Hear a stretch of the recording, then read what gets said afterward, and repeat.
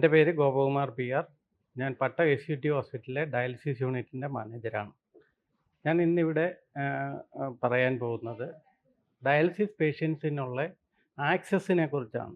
കാര്യം അവർക്ക് ഡയാലിസിസ് ചെയ്യണമെന്നുണ്ടെങ്കിൽ, ലൈഫ് ലോങ് ഡയാലിസിസ് ചെയ്യണമെന്നുണ്ടെങ്കിൽ അവർക്ക് ഒരു ആക്സസ് ഉണ്ടായിരിക്കണം. അത് പെർമനൻ്റ് ആയിട്ടുള്ള ആക്സസ് ഉണ്ട്, ടെമ്പററി ആയിട്ടുള്ള ആക്സസും ഉണ്ട്.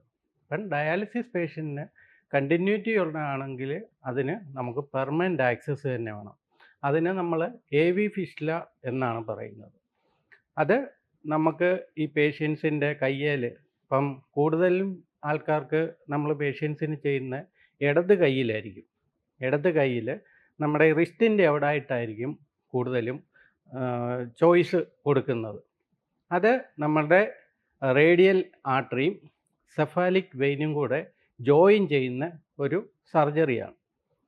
അതുപോലെ ഈ റേഡിയലിൻ്റെ അവിടെ നമ്മുടെ റിസ്റ്റിൻ്റെ അവിടെ കിട്ടുന്നില്ല എന്നുണ്ടെങ്കിൽ അത് ബ്രേക്കിൽ, നമ്മുടെ കൈയുടെ മുട്ടിൻ്റെ മടക്കിൻ്റെ അവിടെ ചെയ്യുന്നതാണ്.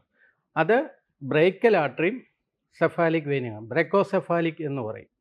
ഇത് രണ്ടും നമുക്ക് പെർമനൻ്റ് ആക്സസ് ആണ്.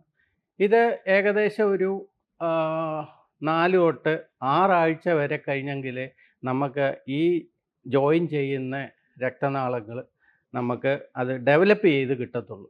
അത് വലുതായി കിട്ടി എങ്കിൽ മാത്രമേ നമുക്ക് അതിൽ കൂടെ നമുക്ക് നീഡിൽ പ്രിക്ക് ചെയ്ത് ഡയാലിസിസ് ചെയ്യാൻ പറ്റും. അതല്ലാത്ത പക്ഷം ഫിസ്റ്റുല ഫെയിലർ ആകാനുള്ള സാധ്യതകൾ കൂടുതലാണ്. അതുകൊണ്ട് 6 ആഴ്ച അല്ലെ 8 ആഴ്ച ഇതൊക്കെ കഴിഞ്ഞതിന് ശേഷമേ നമ്മൾ, അത് പെർമനൻ്റ് ആക്സസ് ആണത്. അതല്ലാതെ പെർമനൻ്റ് ആക്സസ്, ഇപ്പം നമ്മൾ ഈ ആക്സസ് ഇപ്പം നമുക്ക് ഈ ഫിസ്റ്റുല കിട്ടാത്തവർക്ക് നമ്മൾ ഈ നെഞ്ചിൻ്റെ ഇവിടെ ഒന്നെങ്കിൽ ലെഫ്റ്റ് അല്ലെ റൈറ്റ് നമ്മൾ പെർമിക്കകത്ത് പെർമനൻ്റ് കത്തീറ്റർ നമ്മൾ ഇടും.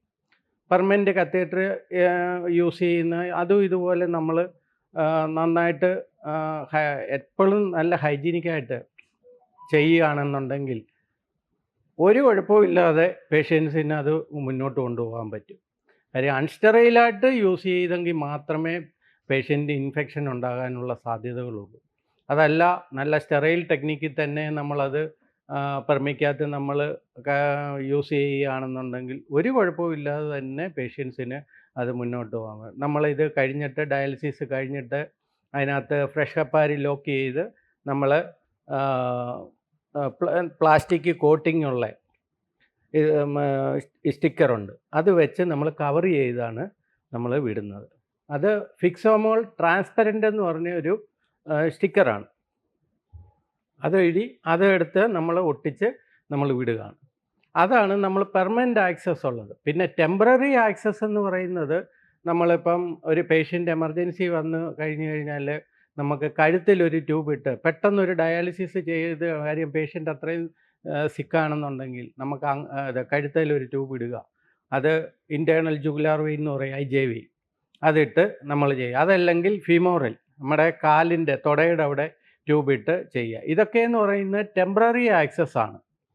കാര്യം താൽക്കാലികമായി നമുക്കൊരു ഡയാലിസിസ് ചെയ്യാനുള്ള ആക്സസ്സുകളാണ് അതൊക്കെ. ഇൻ കേസ് നമുക്ക് പേഷ്യൻ്റ് ക്രോണിക്കിലോട്ട് ഇനി റെഗുലർ ഡയാലിസിസ് വേണമെന്നുണ്ടെങ്കിൽ നമ്മൾ ഈ കത്തീറ്റർ ഊരുന്നതിന് മുമ്പേ, നമ്മൾ കഴുത്തയിലിടുന്ന ട്യൂബ് ഊരുന്നതിന് മുമ്പേ തന്നെ നമ്മൾ കയ്യിൽ ഈ പെർമനൻ്റ് ആക്സസിന് വേണ്ടിയിട്ടുള്ള സർജറി നമ്മൾ ചെയ്ത് അപ്പം നമുക്ക് ഈ കത്തീറ്റർ കിടക്കുന്നതാണെങ്കിലും, നമ്മുടെ കഴുത്തയിൽ കിടക്കുന്ന കത്തീറ്റർ ആണെങ്കിൽ പോലും അത് ഒരു 4 അല്ലെങ്കിൽ 6 8 ആഴ്ച വരെ നമുക്കത് കൊണ്ടുപോകാൻ പറ്റും. നമ്മളെങ്ങനെ വൃത്തിയായിട്ട് സൂക്ഷിക്കുന്നോ, എത്രയും സ്റ്റെറൈലായിട്ട് നമുക്കത് ചെയ്യാൻ പറ്റുന്നോ അത്രയും നന്നായിട്ട് നമുക്കത് ലോങ് ലാസ്റ്റ് ചെയ്യും. അപ്പോൾ അത്രയും ടൈം കൊണ്ട് നമുക്ക് ഈ കയ്യെ ചെയ്തിരിക്കുന്ന ഫിസ്റ്റുല നമുക്ക് ഡെവലപ്പ് ചെയ്ത് കിട്ടുകയും ചെയ്യും. നമുക്ക് ആ കാനലേഷൻ ടൈം ആകുമ്പോഴത്തേക്ക് നമുക്ക് കത്തീറ്റർ റിമൂവ് ചെയ്യാം. ഇതാണ് നമുക്ക് ഡയാലിസിസ് പേഷ്യൻറ്റിനുള്ള ആക്സസ് എന്ന് പറയുന്നത്. പെർമനൻ്റ് ആക്സസും ടെമ്പററി ആക്സസും തമ്മിലുള്ള വ്യത്യാസം.